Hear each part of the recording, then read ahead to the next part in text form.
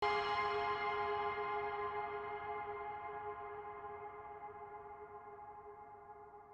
markas Polres Jeneponto menambah kasus penyerangan kantor polisi di Sulawesi Selatan dalam 2 pekan terakhir. Kamis 27 April 2023 dini hari, Mapolres Jeneponto diserang sejumlah orang tidak dikenal.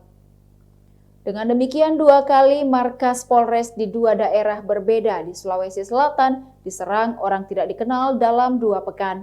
Penyerangan 2 markas Polres di 2 kabupaten ini jadi ujian Kapolda Sulsel Irjen Setio Budi Mumpuni Harso. Adapun Setio Budi belum genap 1 bulan bertugas di Sulawesi Selatan.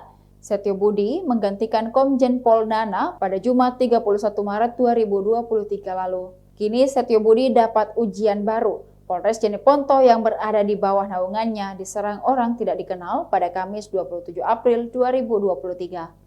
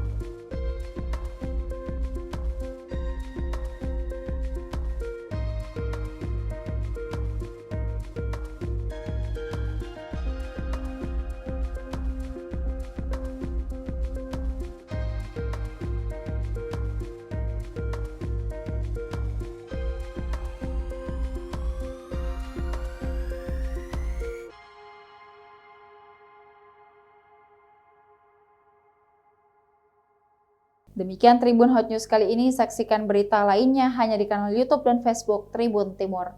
Terima kasih sudah nonton, jangan lupa like, subscribe, dan share ya!